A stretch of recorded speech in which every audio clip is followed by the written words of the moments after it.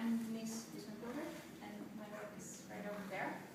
I do the cityscapes, and I want to talk to you today about my techniques, the way I create my pieces.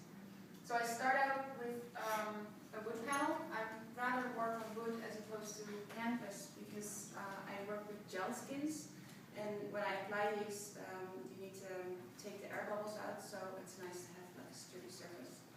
I just buy regular wood panels from or any other art store, and they are completely bare when you buy them. So before I even start working, I need to prep them with several layers of, it's called GAC 100, which is basically to seal the wood and make sure that the oils in the wood don't come through the painting over time and make nice big stains and stuff.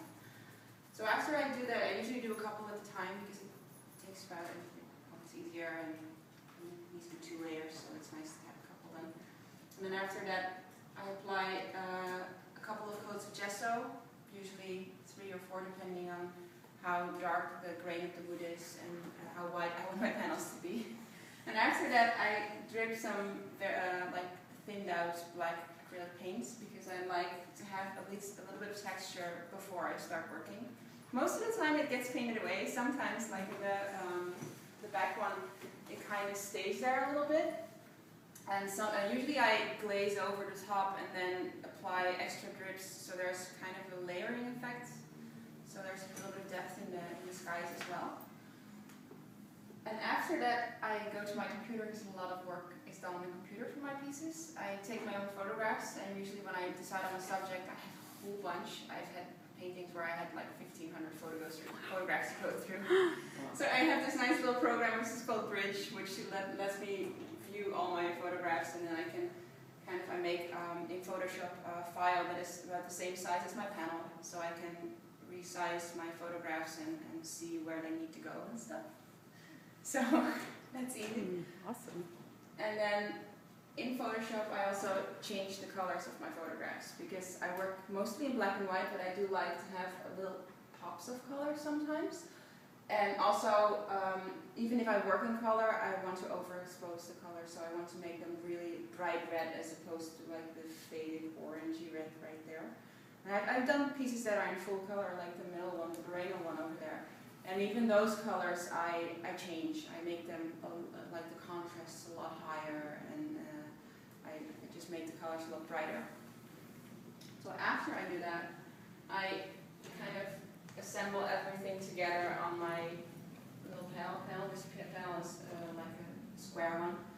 So I work in layers, so I basically assemble my entire painting on my computer first. Then I print it out, and I have to cut everything out. And then I have to assemble it on my actual wood panel, because I need to know where the skins go once I start transferring them. So at first I have to put all the paper pieces like in the right order and everything, because the skins are transparent, so the order in which they go is very important. So I assemble my entire piece, cut it out and everything, and then after that I take it all off again. And then I mark where all the pieces needed to go, and I number each piece, and then I make sure that like the first piece that comes off is number 1, and so on and so on. And then once I put them back on, the last ones I took off will be the first ones to go on. I've messed this up in the past.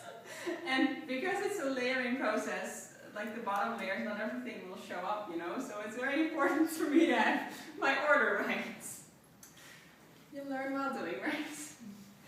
So then I photocopy it, because the ink from my printer is an inkjet ink, which is like a fluid ink, which is not very good in attaining its color and its brightness and stuff. It fades very quickly.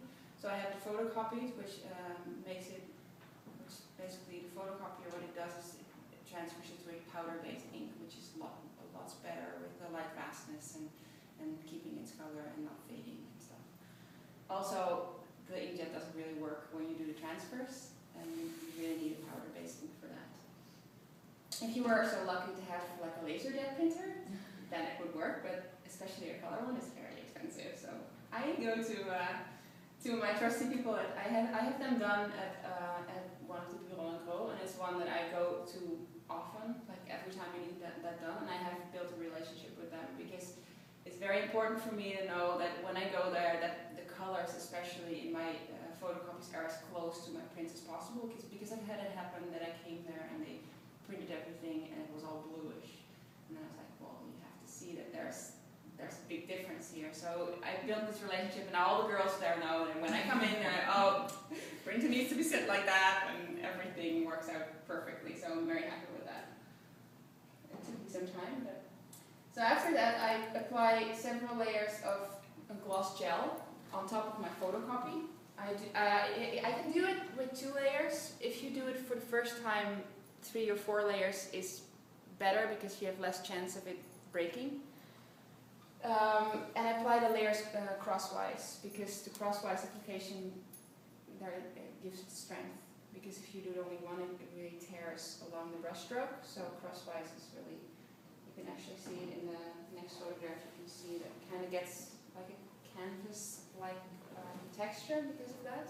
And I actually have like wash lamps in my studio where I have a whole bunch of, because it needs to dry for a week. Because of the... So when you put that on, it doesn't smudge the ink? No, not at all, because it's a powder, yeah. And it's like burned into the paper. Okay. It actually, and what the gel does, it actually picks up the ink from the paper, and the ink actually becomes encased into the gel. So you take off the paper from the back layer, and then you're left with just an acrylic sheet, which is basically just like acrylic paint because it's pigments and a binder. So my gel pieces need to dry for a week. I say a week because the longer it is cured, the less chance you run of taking off the ink from the back once you start taking off the paper. If you do it too soon, it will work, but you risk damaging the image. So after that, I cut out my pieces because I don't want any excess.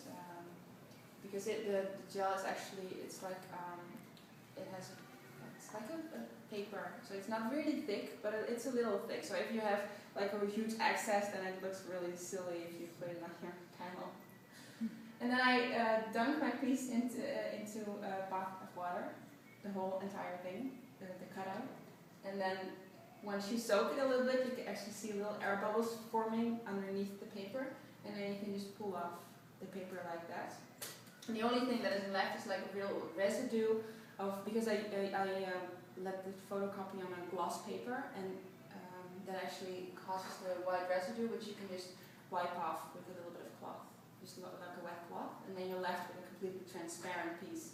It's really cool. It's like you can see it right through it. The only thing is that because you can see right through it, and I do layer my pieces, that transparency is not always a good thing, because you lose all your bright whites, because your brights become transparent. And also, if you have like the green color over here, and I would put this piece on top of the tree, then I would lose all the structure of the building, because you wouldn't see it anymore. So that's why I actually apply white paint on the back of the gel piece on the places where I do not want to have the transparency. Sometimes when for example, I have a tree and I have other trees in the background, I do want to have the transparency because I want them to merge together. But sometimes I don't want that, so I have the choice to either apply the white paint on the back or not. And then after that, I have my piece, and I use the gloss medium as a glue, basically to glue my pieces to my panel. And with this, you have to be very careful that you really push. You need to apply a lot of pressure to make sure that all the air is out from underneath the gel, because once it dries and there's a bubble, it won't go anywhere, because it's basically encased in a layer of plastic, right? Mm-hmm. So after that, I actually use my paints, and I start painting, which is basically also the finishing part. It's just the finishing off the piece, but I actually try to paint all the pieces together. I want to merge it into one image as opposed to it all being cutouts. So I try to paint away all the rough edges, like over here. I would make this go all the way around so it kind of merges from the white, light gray to a darker gray right there. And then I finish my pieces by first applying a layer of the gloss, which actually technical varnish, which it's not, because it doesn't actually have any qualities of a varnish. It's basically a thinner, like a medium, and it doesn't have any quality of protecting it from dust or UV rays or anything like that. So I only apply it one layer on top of my paints to make a barrier between my varnish and my painting. So if in the future they would need to clean it or need to restore it and they need to remove the varnish, then the varnish can be removed safely without damaging the piece, because there's a barrier in between. Because the medium actually dries like a plasticky layer. And then I use the golden UV-LS varnish. They have it in matte or satin or gloss, and that actually does have a UV-LS resistance, so it protects against dust and UV rays, and it's removable as well. So that's how I create my pieces. Great. That's all I Thank have to you. say.